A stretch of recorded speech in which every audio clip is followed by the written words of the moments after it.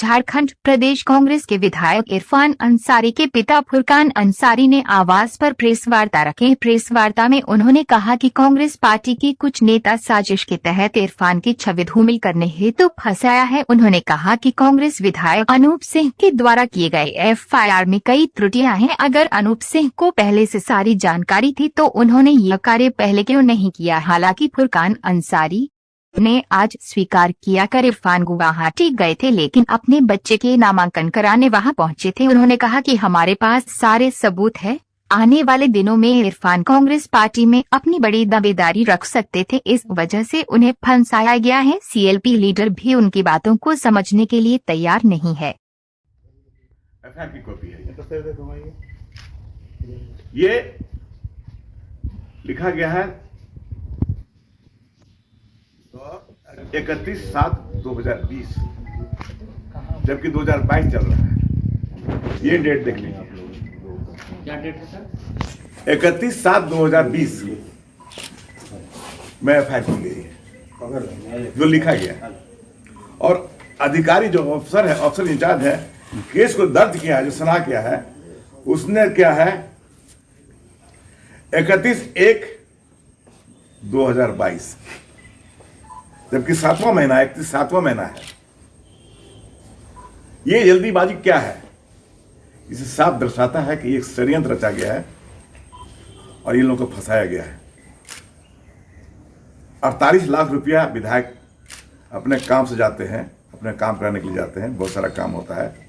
एक बार नहीं, कई बार गए हैं, लेकिन इस तरह की शिकायत कभी नहीं मिला कि जो है इसने ये हॉट क्या नाम है सरकार को गिराने के लिए जो है लोगों ने ऐसा कुछ षड्यंत्र रचा। क्या 3 विधायक से सरकार गिर जाएगी? ऐसी कोई तो बात नहीं थी।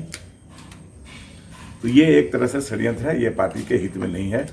पार्टी हमारी जिस स्थिति में भी है, हम लोग को चाहिए था कि मिलजुल के काम करना। और अगर विधायक हमारे इरफान अंसारी और अन्य विधायक के खिलाफ में कुछ बात है तो इसको पार्टी फोरम में ला करके बैठक में इसको तय करना चाहिए था कि विधायक जी ऐसा क्यों हो रहा है।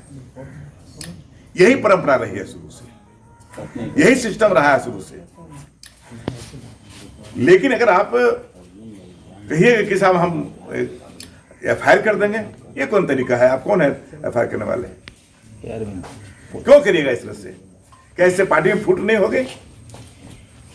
पार्टी में दरार नहीं टूटेगा इससे? होगा? ये तो अच्छी बात नहीं है।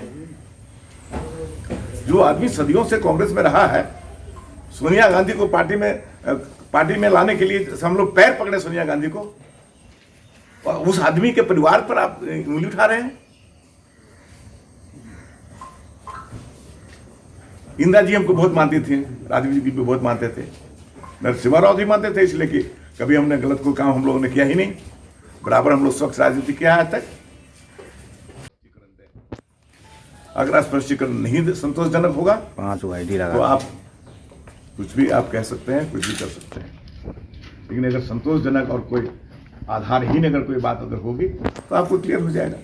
लेकिन यहीं के कांग्रेसियों के खिलाफ, यहाँ का जो कांग्रेसी जो षड्यंत्र हमारे खिलाफ रचते हैं, उनके कहने पर यदि आप एक्शन लीजिएगा तो ये अच्छी बात नहीं है। और आज से षड्यंत्र नहीं हो रहा है। लोकसभा चुनाव में इन्होंने मेरे खिलाफ में षड्यंत्र रचा,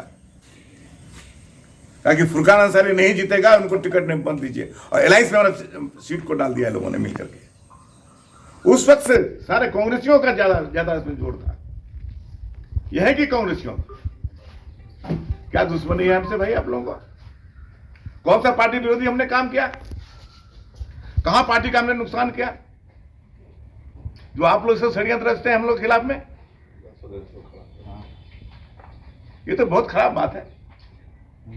आपने मेरा टिकट कटवा दिया आप लोगों ने मिलकर के। इसलिए मैं फिर से ये कहना चाहता हूं कि आज भी समय है कि पार्टी को संगठित करिए, पार्टी को कैसे मजबूत होगा उस पर चिंता करिए। इस दिशा में पार्टी को काम करना चाहिए और पार्टी को खड़ा होना चाहिए। 1980 से विधायक हुआ हूँ, जब इंदिरा गांधी प्राइम मिनिस्टर थी। उसके बाद राजीव गांधी हुए, नरसिम्हा राव जी हुए, मनमोहन सिंह हुए। उस वक्त तक हम जो है MP MLA रहे। और सोनिया गांधी जी जब कांग्रेस में आना नहीं चाहती थी, हम लोग बिहार से डॉक्टर जगन्नाथ मिश्रा का डेलीगेशन लेके हम लोग मिलते थे जाकर के बार बार कि मैडम आप पार्टी का कमान संभालिए। और एक बार नहीं, 3 बार तो डेलीगेशन लेके हम लोग आए थे और 2 बार में स्वयं अपने आप आए थे, उनका पैर भी पकड़े थे कि मैडम आप पार्टी को संभालिए, पार्टी आपका जो है नहीं आप संभालिएगा तो पार्टी आपका जो है खड़ा नहीं हो सकेगा। उस वक्त से हम लोग पार्टी की चिंता में लगे हुए थे, पार्टी हमारा खड़ा रहे, और पार्टी की चिंता हम लोगों ने की है, हमने की है। आज जो है ये घटना जो भी हुई है वो पार्टी की तरफ से जो पार्टी बन गया, इसके लिए मुझे काफी दुख है। पार्टी में लड़ाई होती है किसी बात को लेकर के, सब नीचे देखे खींचातानी होती है, मतभेद होती है। इसका मतलब नहीं कि इतनी दुश्मनी जो है आप पार्टी के अपने विधायकों के साथ दुश्मनी आप करें, ये अच्छी बात नहीं है, ये हेल्दी परंपरा नहीं रही है कभी नहीं।